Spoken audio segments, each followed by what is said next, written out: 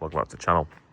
So, we have a Vauxhall Movano here, 2.3 CDTI, same as a Renault Master bait, and it's making a noise. I'll show you what it's doing, but it's making a noise from that thing there.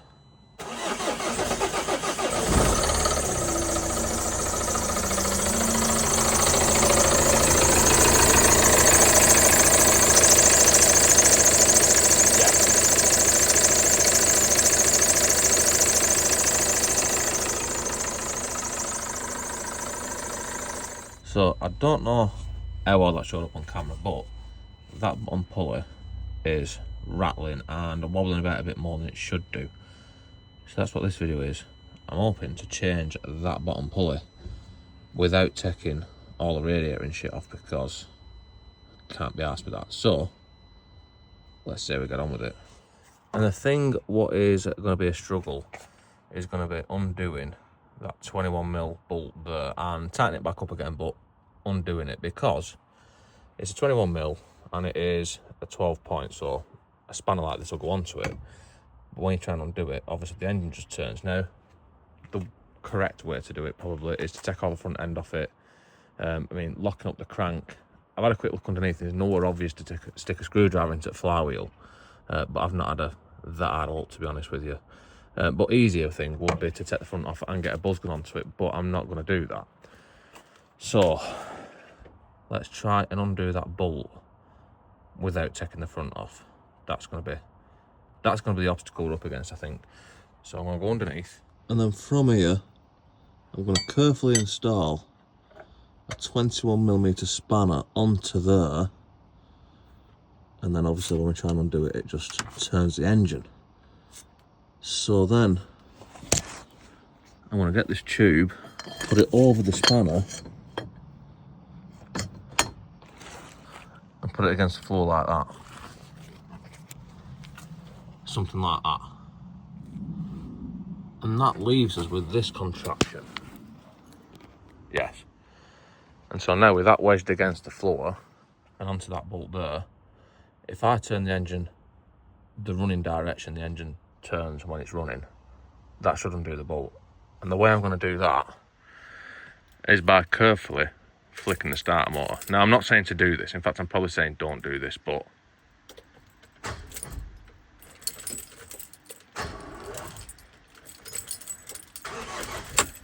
yes. Yes. And as we can see now, that bolt is nice and loose and can be removed. So now let's take the belt off, which should be as simple as releasing the tensioner with the 15mm spanner, but if we look, that's wobbling around as well. And if we look closer, we can see there's actually a bolt missing out of it. So that is also adding to the problem. And when I try and do that, it's putting a lot of force on the other bolt, which could snap it. So to remove the belt, I'm just going to remove the pulley and hope for the best. So I'll take this bolt out, hopefully it'll fit out and isn't too long and just hits that fan. Try not to drop that washer on my head. And then this, I should be able to pull it off. I might need two hands, but it's still under tension because I can't take the tension off this because it's twisting the one bolt that seems to be holding it in place.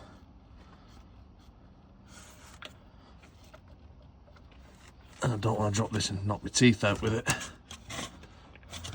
And off camera, with a bit of determination, I did manage to get the belt off, as you can see. So now this pulley can also come off. Yes.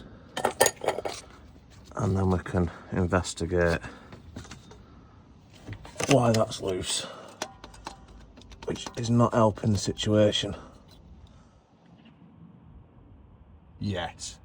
And so now,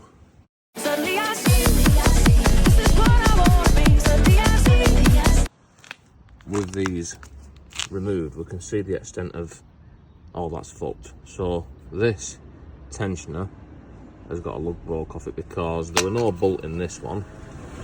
So this one was well, I say it was holding it, it wasn't holding it, because if you look at that, that's been brought for a while, and that's not even a new brake.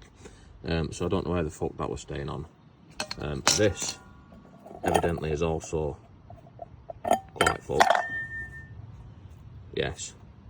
And we have a new one of them, but we don't have a new one of them. So now I need to work out what the plan is going to be, because I can't get one today. But fortunately, I have access to aluminum welding technology. So what I've done is I've just TIG welded it. Not the neatest thing in the world, but it'll be alright. So now I need to put this back on with 2 bolts in it, and then I need to put the pulley back on and figure out how I can get that as tight as possible, really. I think the torque setting for it is 50 Newton meters plus 90 degrees, but I can't lock the crank up, so I'm just going to tighten up as tight as I can get it. But first I need to put this back on. Yes. And now with that fitted, we can go ahead and put this on, which should be as simple as lining the shape of that all up with the shape of the end of the crank, and it should just slide on like it's not doing, but might need 2 hands to do this. It's quite a tight fit, but with a bit of brute force and rocking it backwards and forwards, it should slide onto the crankshaft nice and tightly, and then we can put the bolt in and the fitting collar, which, if we look at that, it's got 2 flats on it, and then that fits onto the crankshaft, so we can use that to lock the crank up with the big adjustable spanner while we tighten it up, which is useful. So let's put that in there, line it up to the crank the same way as we did with the pulley. So make sure that this is located onto the end of the crank, and unfortunately I thought that stuck out further than that so we could get a spanner on it, but we can't, so we'll just have to suss another way of tightening the shitter up. And what I've done is I've put the van in top gear with the handbrake cranked up, and then I can actually get quite a bit of force on that. So hopefully I'll be able to get it tight enough by just doing that. And now, after borderline giving myself an hernia, I would hope that it's tight enough. So now I need to get that belt back on, and then we shall be done. Now, ideally I would have changed the belt and the tensioner, but we don't live in an ideal world and I haven't got a belt or a tensioner, so I've not changed it. Anyway, let's get that one back on. Yes. So now, we are all back together, and that should be us done. So let's start it up and see what happens.